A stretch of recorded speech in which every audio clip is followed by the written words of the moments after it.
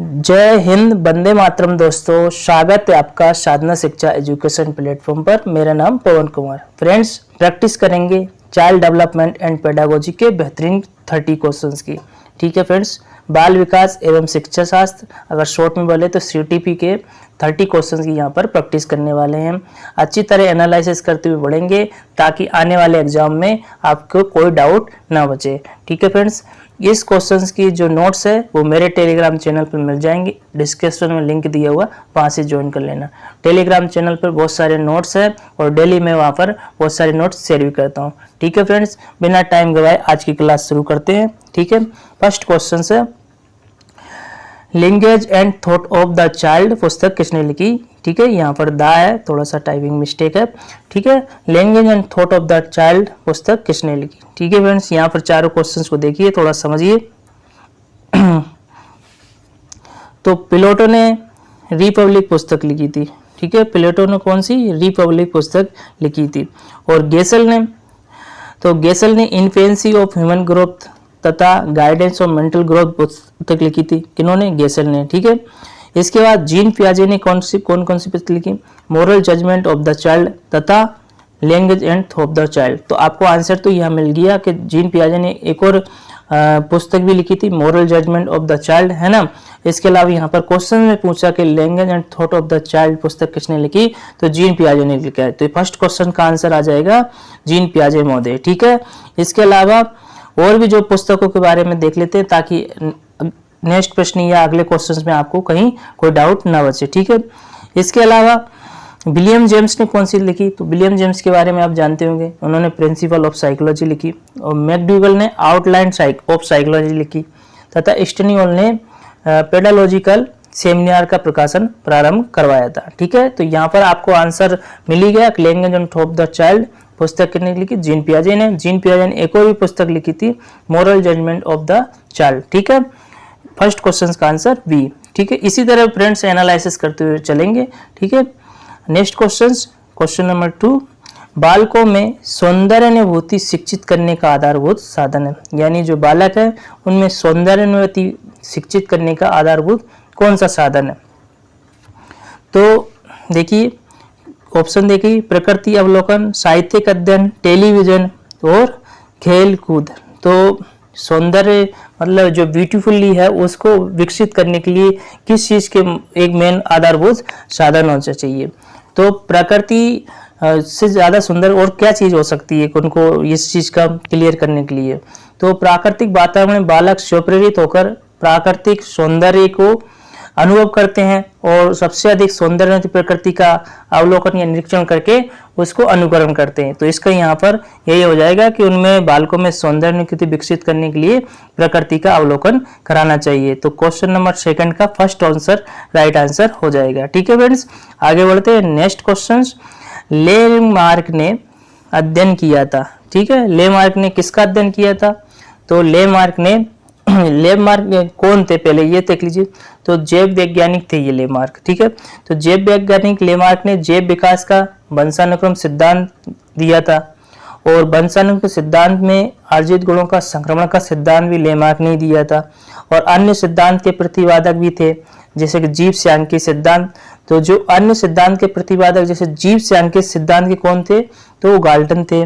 और बीज कोष का सिद्धांत जो बहुत ज्यादा आता है, तो बीज कोष का सिद्धांत बीजमैन ने दिया था और मेंडल का सिद्धांत मेंडल इत्यादि ने दिया था। तो यहाँ पर क्वेश्चन सीधा इन्होंने क्या पूछा कि लेमार्क ने अध्ययन किया था, तो लेमार्क ने किस पे किया था? वंशानुक्रम पर अध्ययन किया। तो क्वेश्चन नंबर 3 राइट आंसर आ जाएगा। ठीक है, क्लास अच्छी लग रही तो अपने दोस्तों को अवश्य शेयर करना फ्रेंड्स। नेक्स्ट क्वेश्चन है, किशोरावस्था का जीवन सबसे कठिन काल किसने कहा। ठीक है फ्रेंड, किशोरावस्था को जीवन का सबसे कठिन काल किसने कहा, तो किसने कहा फ्रेंड्स? तो ये किसने कहा? किलपैट्रिक महोदय ने कहा। ठीक है, किलपैट्रिक महोदय ने कहा। किशोरावस्था को देवदूत की अवस्था भी कहा जाता है। ठीक है, किलपैट्रिक के अनुसार किशोरावस्था जीवन का सबसे कठिन काल है, जबकि स्टोनी हॉल के अनुसार किशोरावस्था बड़े संघर्ष, तनाव, तूफान और वह उलझन की अवस्था है। याद रखना फ्रेंड्स, यहाँ पर अलग अलग वैज्ञानिकों ने अलग अलग प्रकार की बात की है। तो यहाँ पर किलपैट्रिक ने क्या कहा कि किशोरावस्था जीवन के सबसे कठिन काल है, जबकि स्टोनी हॉल ने क्या कहा कि जो किशोरावस्था है वो बड़े तनाव और तूफान और व उलझन की अवस्था। ये क्वेश्चन बहुत ज़्यादा आता है कि किशोरावस्था तनाव और तूफान व उलझन की अवस्था, तो ये किसने कहा, तो स्टैनली हॉल ने। और अगर क्वेश्चन ये आए कि किशोरावस्था को जीवन का सबसे कठिन काल किसने कहा, तो ये कहा किलपैट्रिक मोदे ने। ठीक है, इसके अलावा और भी लोगों ने कहा, तो बेलेंटाइन ने क्या कहा, बेलेंटाइन ने ये कहा कि किशोरावस्था अपरवर्ती का विकास का एक नाजुक समय। बिल्कुल आप फ्रेंड्स आपने देखा होगा किशोरावस्था में जो किशोर है वो बनने बिगड़ने की एक अवस्था कह सकते हैं। इसमें किशोर बन भी जाते हैं और बिगड़ भी जाते हैं। ठीक है फ्रेंड्स, तो यहाँ पर स्पष्ट हो गया कि किशोरावस्था का जीवन का सबसे कठिन काल किलपैट्रिक मोदी ने कहा, और जबकि स्टैनली हॉल मोदी ने क्या कहा कि किशोरावस्था बड़े संघर्ष तनाव तूफान की अवस्था होती है। ठीक है, स्पष्ट। आगे बढ़ते नेक्स्ट क्वेश्चन। बाल जीवन में मुख्य परिवर्तनों को 4 वर्गों में यथा आकार में परिवर्तन, अनुपात में परिवर्तन, पुराने लक्षण लुप्त होना, ये किसका कथन है। यानी बाल जीवन में मुख्य परिवर्तनों को 4 वर्गों में यथा आकार में परिवर्तन होना तथा अनुपात में परिवर्तन होना तथा पुराने लक्षणों को लुप्त होना, ये किसका कथन है। बड़ा ही इंपॉर्टेंट क्वेश्चन है।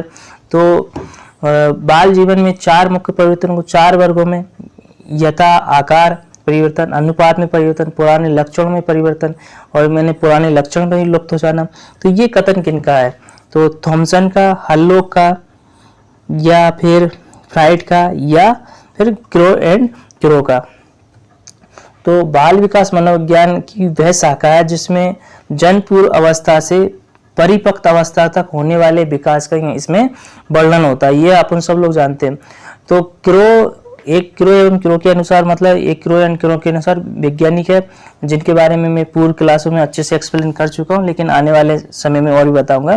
तो उन्होंने क्या कहा कि बाल विकास वह वैज्ञानिक अध्ययन है जिसमें गर्भावस्था के प्रारंभ से किशोरावस्था के प्रारंभ तक होने वाले विकास का अध्ययन किया जाता है। तो ठीक है, तो ये जो थ्योरी है ना कि भाई बाल जीवन में 4 प्रमुख परिवर्तन 4 वर्गों में, इसमें आकार परिवर्तन होता है, अनुपात में परिवर्तन होता है, लक्षण भी लुप्त हो जाते, तो ये बात किन्होंने की है, तो ये बात हल्लोक ने की है। ठीक है, किन्होंने की है, हल्लोक ने की है। जबकि इसने क्रो ने क्या कहा था कि बालक का जो विकास है गर्भावस्था के प्रारंभ से किशोरावस्था के प्रारंभ तक होने वाले विकास का अध्ययन करता है। तो जो ये स्टेटमेंट जो क्वेश्चन में दे रखा है वो हल्लोक मोदे ने कहा है। ठीक है friends, B option right answer.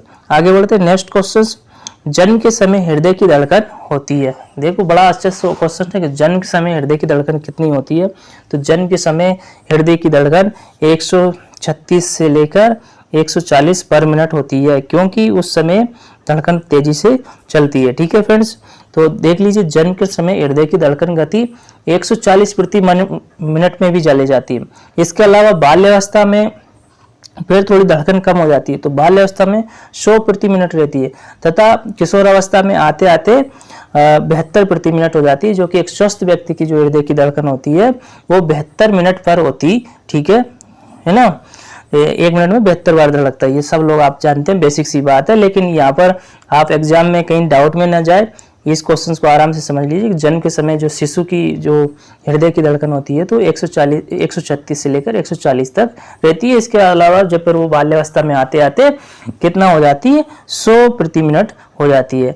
अब आप फ्रेंड्स समझ रहे होंगे कि भाई शिशु की इतनी ज़्यादा हृदय की धड़कन क्यों रहती है। तो इसका कारण ये है कि जब शिशु जब जन्मता है तो उसकी जो नसें रहती है, जो धमनियाँ रहती है, बहुत पतली छोटी छोटी रहती है। तो इसलिए खून के संचालन के लिए हृदय को ज़्यादा तेजी से पंप करना पड़ता है, ज़्यादा तेजी से धड़कना पड़ता है। इस कारण से उस समय जो हृदय की धड़कन रहती है वो इतनी अधिक रहती है। ठीक है, जैसे जैसे वो विकास होता है तो बाल्यावस्था में कम हो जाती है, और किशोरावस्था तक जब वो पूरी तरह विकसित हो जाता है तो एक 72 मिनट पर आ जाती है, जो कि एक स्वस्थ व्यक्ति की रहती है। ठीक है, नेक्स्ट क्वेश्चन की तरफ बढ़ते हैं। क्वेश्चन नंबर 7, कौन से सिद्धांत में श्रव्य दृश्य सामग्री का प्रयोग किया गया। देखो नीचे 4 सिद्धांत दे रखे हैं, उसमें कौन से सिद्धांत में मतलब श्रव्य और दृश्य साधन सामग्री का प्रयोग किया है। यहाँ पर आप ये तो जानते होंगे कि श्रव्य सामग्री वो है जिनसे सुन के सुनकर अधिगम मिलता है, और दृश्य सामग्री वो जिनको देखकर ज्ञान मिलता है। ठीक है, तो श्रव्य का उदाहरण ले लेते हैं, रेडियो वगैरह। ठीक है, या कोई क्लास ले रहा तो उसकी वॉइस सुन के, और दृश्य में ले सकते हैं अपन जो ब्लैक बोर्ड वगैरह। ठीक है, या टेलीविजन, तो ये हो जाएगा श्रव्य दृश्य दोनों ही हो जाएगा। ठीक है, और एक ये भी होता है श्रव्य द्रव्य, तो जैसे टेलीविजन है तो इसमें सुनाई भी देता है और दिखाई भी देता है। तो ठीक है फ्रेंड, यहाँ पर देखते हैं कि कौन से सिद्धांत में श्रव्य दृश्य सामग्री का प्रयोग किया जाता है। तो एक ये हुआ था कि शास्त्रीय अनुवर्तन सिद्धांत किन्होंने दिया था, पावलोव ने दिया था। और कब दिया था इन्होंने, 1904 में दिया था। तो इस सिद्धांत में इन्होंने कुत्ते पर प्रयोग किया था। पावलोव ने किस पे प्रयोग किया था, आप सभी लोग जानते हैं, तो इन्होंने कुत्ते पे प्रयोग किया था। और कब प्रयोग किया था, 1904 में प्रयोग किया था। तो इस सिद्धांत में क्या थी, घंटी थी, और घंटी की ध्वनि का के साथ में भोजन का प्रयोग किया था, है ना। और इसमें जो शिक्षा में इसका था, तो विद्यार्थी में आदतों का निर्माण का विकास करना था। ठीक है, और भय तथा असामान्य व्यवहार आदि समाज में करने के लिए भी उपयोगी थी। और शिक्षण में श्रव्य दृश्य सामग्री का उपयोग इसी सिद्धांत पर आधारित है। जैसा कि मैं स्पष्ट कर पा रहा हूँ आप लोगों के साथ में कि जो शास्त्रीय अनुबंधन सिद्धांत है वो किसने दिया था, पावलोव ने दिया था, 1904 में दिया था। तो उन्होंने क्या है कि ध्वनि का मतलब जो घंटी का जो प्रयोग किया था, ठीक है, और भोजन का प्रयोग किया था। घंटी क्या सुनाई, वॉइस हो गई यानी सुनने वाली, और जो दृश्य सामान है तो वो भोजन का प्रयोग किया था। यानी श्रव्य और दृश्य सामग्री का किसमें, शास्त्रीय अनुबंधन सिद्धांत में प्रयोग किया गया, जो कि पावलोव ने दिया था। ठीक है, स्पष्ट हो गया होगा फ्रेंड्स। आगे बढ़ते हैं, नेक्स्ट क्वेश्चंस। अधिगम की निम्नांकित परिभाषा किसने दी है। तो अधिगम की परिभाषा के बारे में देखना है। तो व्यवहार के कारण व्यवहार में आया कोई भी परिवर्तन अधिगम है। ठीक है, क्या परिभाषा है, व्यवहार के कारण व्यवहार में आया कोई भी परिवर्तन अधिगम है, ये परिभाषा किसने दी है। जबकि अधिगम की एक प्रमुख परिभाषा ये है कि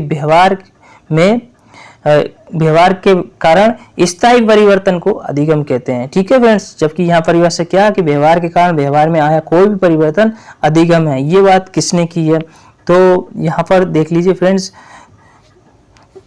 क्रो एंड क्रो ने क्या कहा है। तो क्रो एंड, यहाँ पर चारों ऑप्शन जो दे रखे उनके चारों को देख लेते, क्योंकि एग्जाम में जरूरी तो है नहीं कि यही क्वेश्चन आएगा। तो क्रो एंड क्रो ने क्या कहा कि क्रो एंड क्रो ने क्या कहा, अधिगम आदतों ज्ञान व अभिप्रतियों का अध्ययन है। तो क्रो एंड क्रो ने क्या कहा, यहाँ पर देखो डेफिनेशन भी याद हो जाएगी आपको। क्रो एंड क्रो ने कहा कि अधिगम आदतों ज्ञान व अभिवृत्तियों का अर्जन है। ठीक है, यहाँ पर इस परिभाषा को आप इस तरह भी याद कर सकते, दो कौए हैं, इन्होंने कितनी बातों की बात की, 3 बातों की जो अधिगम है, आदतों, ज्ञान व अभिवृत्तियों का अर्जन है। ठीक है, तो क्रो एंड क्रो ने तो ये बात की, तो क्रो एंड क्रो तो होंगे नहीं इस आंसर का। ठीक है, फिर इसके बाद में वुडवर्थ ने ये कहा कि विकास की प्रक्रिया, उन्होंने कहा कि अधिगम कोई नया कार्य करने में निहित होता है। वुडवर्थ ने क्या कहा कि जो विकास की प्रक्रिया है और उन्होंने ये भी कहा कि अधिगम कोई नया कार्य करने में नियत होता है। अधिगम जो है कोई भी नया कार्य करने में नियत होता है, उसमें समावेश होता था। तो ये वुडवर्थ भी नहीं होंगे। ठीक है, इसके अलावा फिर गिलफोर्ड ने क्या कहा कि व्यवहार के कारण व्यवहार में परिवर्तन ही अधिगम है। तो ये बात किसने कहा, गिलफोर्ड ने कहा कि व्यवहार के कारण व्यवहार में ही परिवर्तन अधिगम है। ठीक है फ्रेंड्स, यह आप लोग समझ सकते हैं कि जब हम डेली एक्टिविटी करते हैं व्यवहार में जो काम आता है, लेकिन उसी व्यवहार से अगर हम नेक्स्ट दिन कुछ सुधार के काम किया जाता तो वही एक अधिगम है। तो ये बात किसने कहा है, गिलफोर्ड ने की है। तो यहाँ पर जो हमारे क्वेश्चंस का आंसर है तो वो मिल चुका है, लेकिन फिर भी स्किनर के बारे में और देख लेते हैं। स्किनर ने क्या कहा, स्किनर ने ये कहा कि व्यवहार में अर्जन में उन्नति की प्रक्रिया ही अधिगम है। क्या कहा इन्होंने, व्यवहार में अर्जन में उन्नति की प्रक्रिया ही अधिगम है। तो ठीक है, यहाँ पर जो व्यवहार के कारण व्यवहार में आया परिवर्तन ही अधिगम है, तो ये सिद्धांत गिलफोर्ड ने दिया था। ठीक है फ्रेंड्स, स्पष्ट। आगे बढ़ते हैं नेक्स्ट क्वेश्चन की तरफ। नेक्स्ट क्वेश्चन है प्रबलन सिद्धांत दिया था।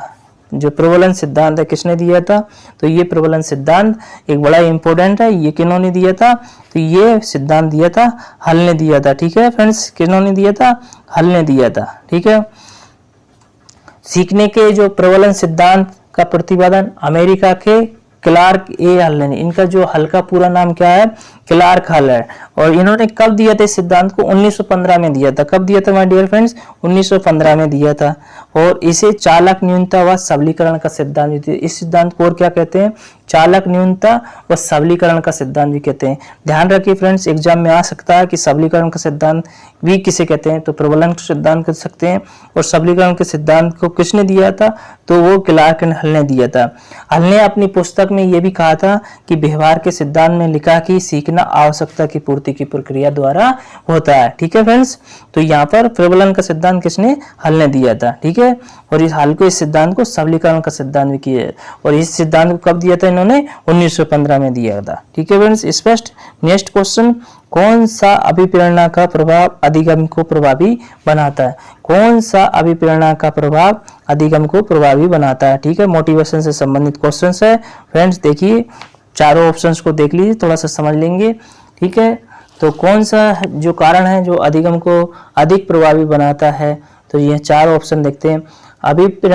अभिप्रेरक हमारे व्यवहार में निर्देशित करते हैं, बिल्कुल सही आता है। अभिप्रेरक हमारे व्यवहार को निर्देशित करते हैं, ये हो सकता है। ठीक है, विद्यार्थियों को सीखने में गुणात्मकता बढ़ाते हैं, ये भी बात सही है। ठीक है, और छात्रों के सीखने की गति तीव्र होती है, यहाँ ये भी कारण है। और सभी, तो यहाँ पर सभी ऑप्शन राइट हो जाएंगे। ठीक है फ्रेंड्स, अभिप्रेरणा के माध्यम से क्या बालक अधिगम तीव्र स्थायी होता है। इससे क्या है कि बालक व्यवहार में अपेक्षित परिवर्तन भी आता है। और अभिप्रेरणा बालक क्रिया से पहले दी जाती है तथा पुनर्वन क्रिया के बाद भी दी जाती है। क्या है कि फ्रेंड्स, आप बच्चों को अभिप्रेरणा यानी मोटिवेट कर दीजिए तो वो अधिक तेज गति से अधिगम करेगा। और बाद में क्या है कि अगर उनके किसी चीज की कमी हो या नर्वस हो रहे, फिर उनको एक पुनर्वलन रीइंफोर्समेंट दीजिए ताकि वो जल्दी से जल्दी अधिगम की जाए। तो यहाँ पर जो तीनों ऑप्शन दे रखे वो तीनों राइट है, इसलिए ये आंसर आ जाएगा अपना उपयुक्त सही। 11 क्वेश्चन है। ठीक है, बुद्धि से संबंधित यहाँ पर क्वेश्चन आ गया, बुद्धि परीक्षण से संबंधित।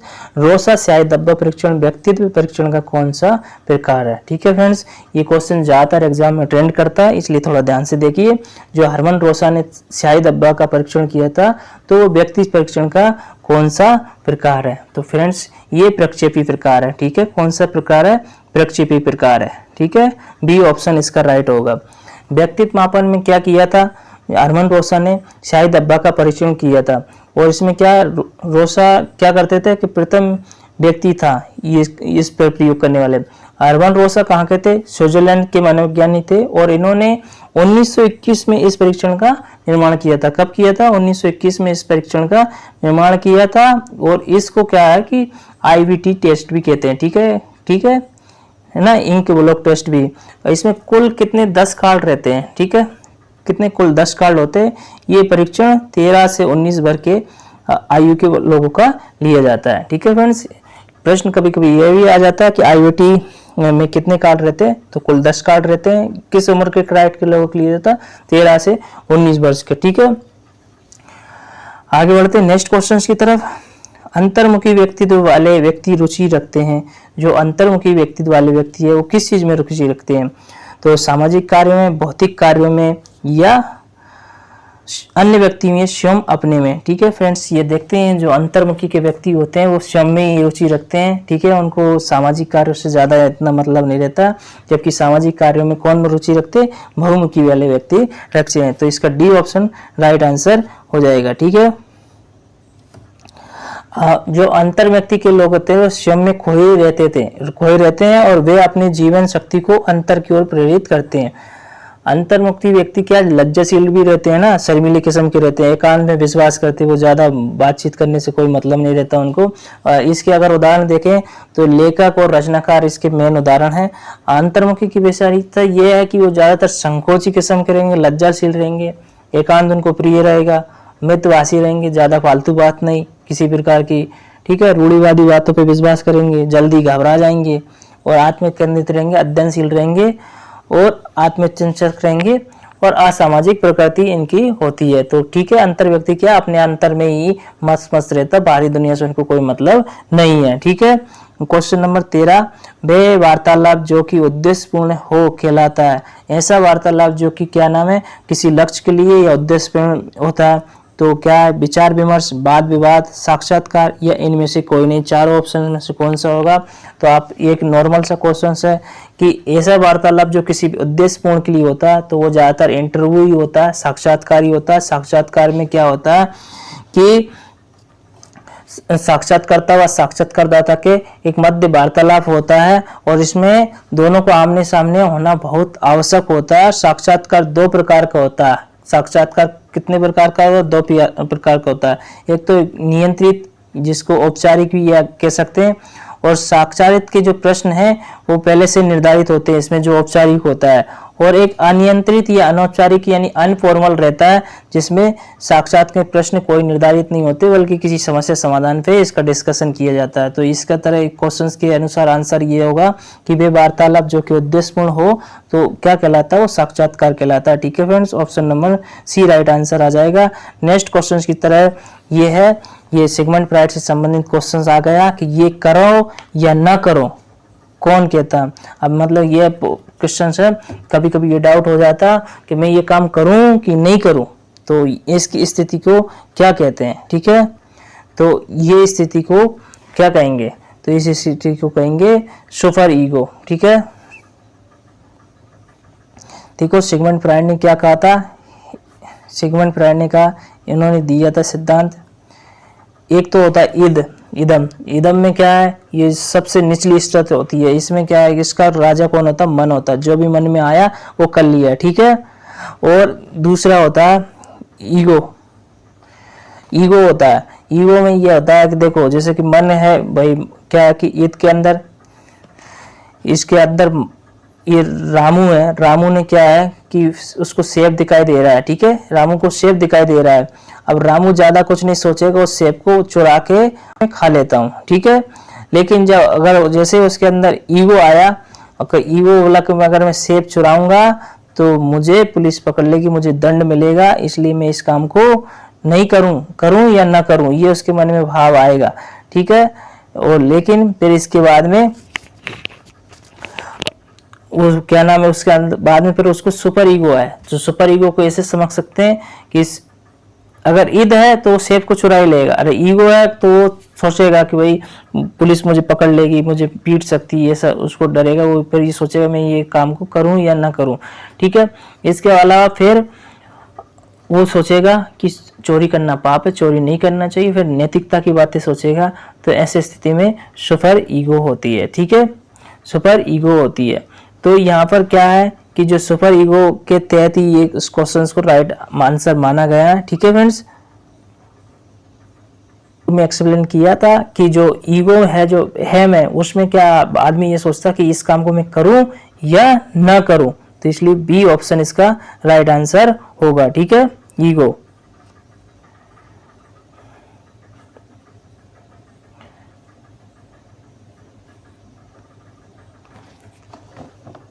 फ्रेंड्स, इस क्वेश्चंस का राइट आंसर रहेगा कि सुपर ईगो इस क्वेश्चंस का राइट आंसर रहेगा। सुपर ईगो इस क्वेश्चन का राइट रहेगा, क्योंकि सुपर ईगो इसलिए राइट आंसर रहेगा इसका कि जो नैतिकता की बातें आती है वो सुपर ईगो के अंतर्गत ही आती है। यानी कि जैसे मैं रामू का जो उदाहरण दे रहा था, तो वो क्या है कि जब उसके अंदर नैतिकता रहेगी तो वो सोचेगा ये सेब मुझे चोरी नहीं करना चाहिए, क्योंकि चोरी करना गलत काम है। और फिर वो अगर दूसरा उदाहरण अगर लिया जाए तो वो हर चीज के बारे में सोचेगा कि ये काम करना उचित है या अनुचित है। तो ये चीज थॉट्स कब आते हैं? सुपर ईगो के अंतर्गत आता है। तो option number C right answer हो जाएगा।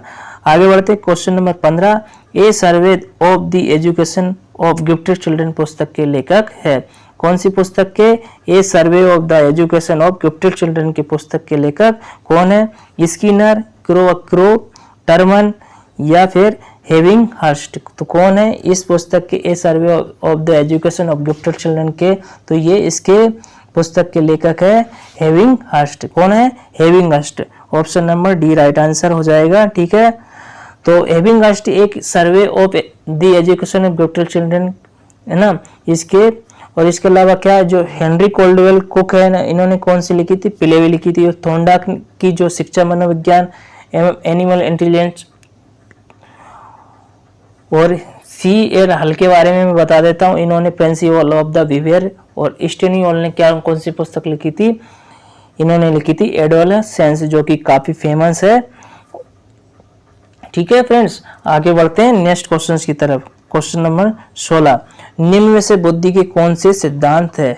बुद्धि के सिद्धांत से संबंधित क्वेश्चंस आ गए।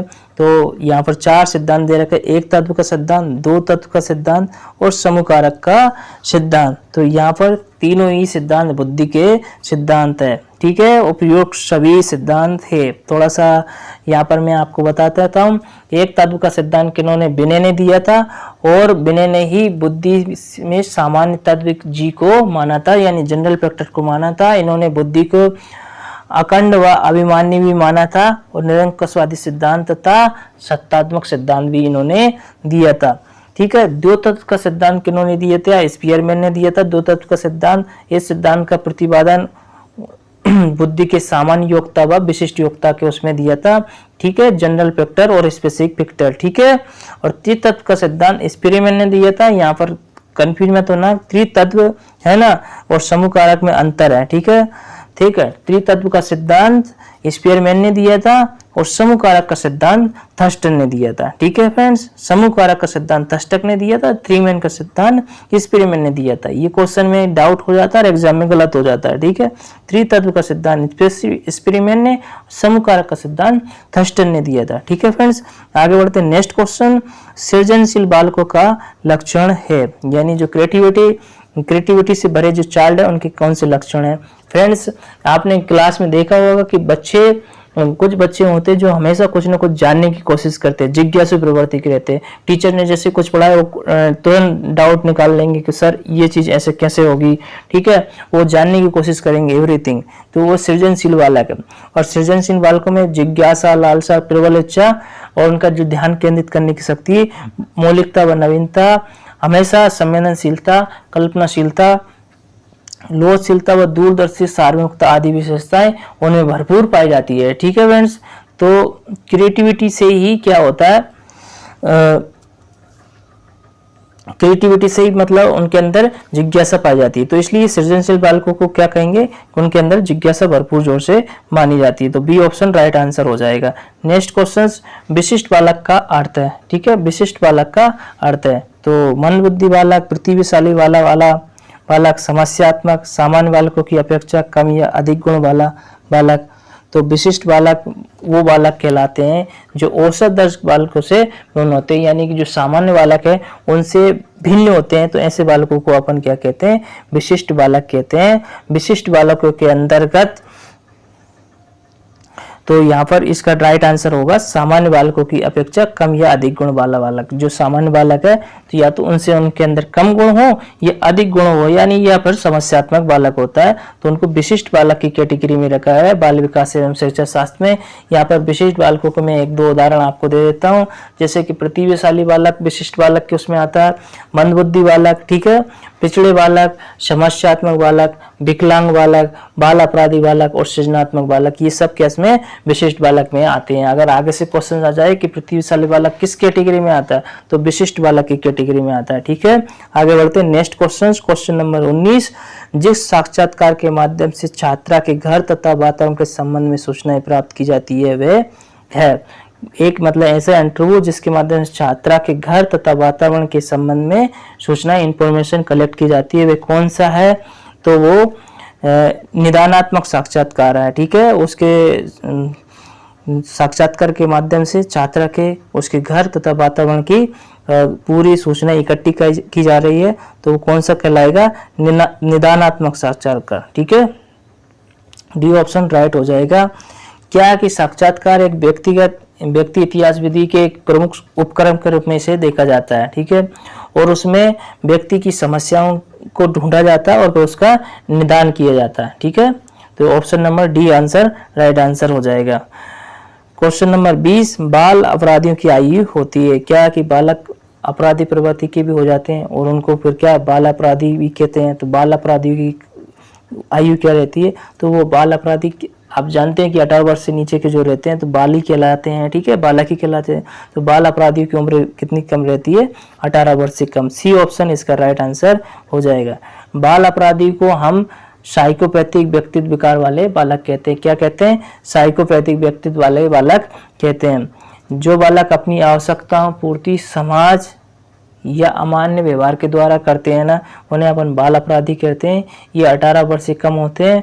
अब बाल अपराधियों की उम्र पहले क्या 18 वर्ष थी, अब इसको घटाकर 16 वर्ष कर दिए। नेक्स्ट क्वेश्चन की तरफ बढ़ते हैं। क्वेश्चन नंबर 21, 20वीं शताब्दी को शिशु शताब्दी किसने कहा? ये बड़ा एक ट्रेंडिंग क्वेश्चन है, ये बहुत ज़्यादा आता है। तो जो 20वीं शताब्दी को शिशु यानी बालक की शताब्दी ये किसने कहा? ये क्रो एंड क्रोना की बड़ा ये स्टिक और प्यारा स्टेटमेंट है।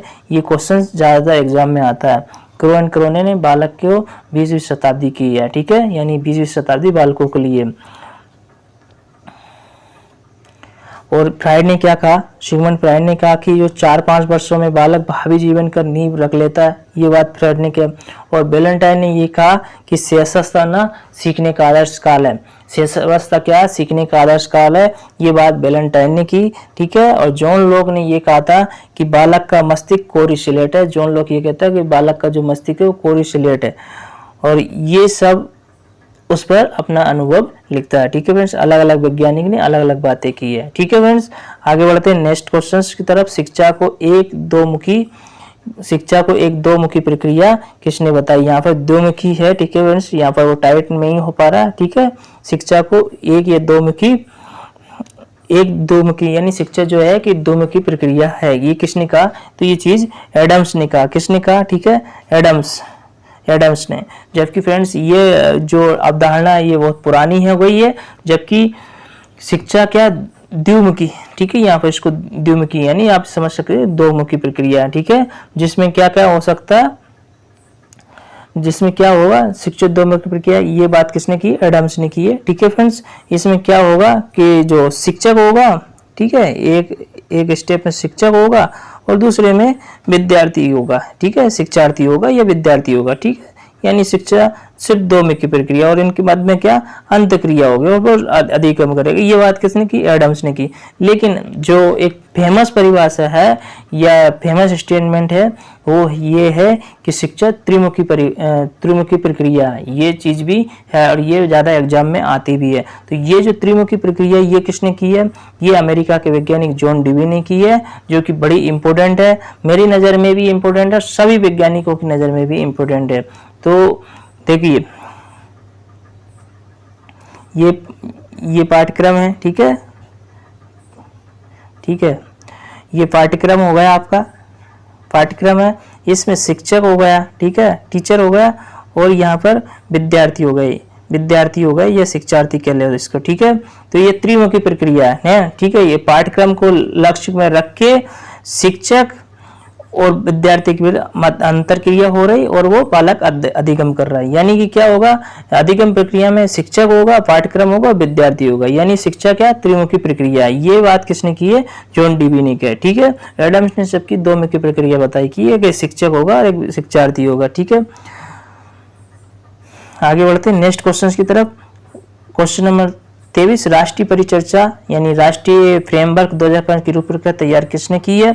ये प्रश्न मैं पूरा एनसीएफ को बहुत अच्छे से एक्सप्लेन कर रखा। मैंने कई बार कहा कि ये जो प्रोफेसर यशपाल इस समिति के अध्यक्ष थे और यही इन्होंने नेशनल फ्रेमवर्क एनसीएफ 2005, यहाँ पर इंग्लिश में ज़्यादातर छपा आता है, एनसीएफ 2005 किसने तैयार किया? ये इसके अध्यक्ष कौन थे? प्रोफेसर यशपाल जी थे, ठीक है। आगे बढ़ते हैं नेक्स्ट क्वेश्चन की तरफ। मूल्यांकन एक प्रक्रिया है, ठीक है। मूल्यांकन एक प्रक्रिया, किस बात की प्रक्रिया? तो मूल्यांकन की जो विचारधारा है ना वो सबसे पहले किसने की थी? बीएस ब्लूम ने दो तथा पाठ योजना में मूल्यांकन हार्पर स्टेशन ने जोड़ा था, ठीक है। मूल्यांकन क्या है? एक प्रक्रिया है। किस चीज की प्रक्रिया है? और मूल्यांकन में क्या क्या चीजें होती है? ज्ञानात्मक प्रक्रिया मूल्यांकन, सही बात है, भावात्मक प्रक्रिया है और क्रियात्मक प्रक्रिया और उपरोक्त सभी है, ठीक है। मूल्यांकन विचारधारा सबसे पहले बीएस ब्लूम ने दी थी, ये बात आप सभी लोग जानते हैं। पाठ योजना में मूल्यांकन का हार्वर्ड इंस्टीट्यूशन ने जोड़ा था। किसने जोड़ा था? हार्वर्ड इंस्टीट्यूशन ने जोड़ा था। बीएस ब्लूम ने जो क्या कहा था? मूल्यांकन को त्रिमुखी बताया था और अच्छे मूल्यांकन की विशेषताएं निम्नलिखित होती है। जो अच्छा मूल्यांकन होगा वो कौन कौन से हो सकता है? तो देखिए, जो अच्छा मूल्यांकन होगा उसमें मूल्यांकन की वैधता होनी चाहिए, विश्वसनीयता होना चाहिए, व्यवहारिकता का वाले क्वेश्चंस होने चाहिए और उसकी उपयोगिता भी होनी चाहिए, विभेदीकारी भी होना चाहिए और व्यापकता भी होना चाहिए और निदानात्मक भी होना चाहिए। ये सब चीजें अच्छे मूल्यांकन की विशेषताएं होती है। तो जब इन प्रक्रियाओं से जब मूल्यांकन गुजरेगा तो ज्ञान भी मिलेगा, भाव भी मिलेगी और एक्टिविटी भी होगी। तो इस तरह उपरोक्त सभी राइट आंसर आ जाएगा। क्वेश्चन नंबर 25 की तरफ बढ़ेंगे। क्रियात्मक अनुसंधान किया जाता है। क्रियात्मक अनुसंधान किसके द्वारा किया जाता है? तो ये अध्यापक द्वारा किया जाता है। ये क्वेश्चन बहुत बार आया है और मैंने कई बार इसको सोल्व भी किया है। क्या कि 7 से 15 दिन की अवधि में किया जाने वाला एक अनुसंधान होता है और वो कौन करते हैं? टीचर लोग करते हैं और उसको क्या कहते हैं? क्रियात्मक अनुसंधान किया जाता है। ये किस लिए किया जाता है? शिक्षा प्रक्रिया के समस्या को दूर करने के लिए टीचर लोग इसका अध्ययन, इसका अनुसंधान को करते हैं। ठीक है। कक्षा 6 से 8 तक के विद्यार्थियों को कितने किलोमीटर की दूरी का प्रावधान है? तो देखिए आरटी एक्ट हुआ। आरटी एक्ट कब आया था? 2009 में आया था। ठीक है।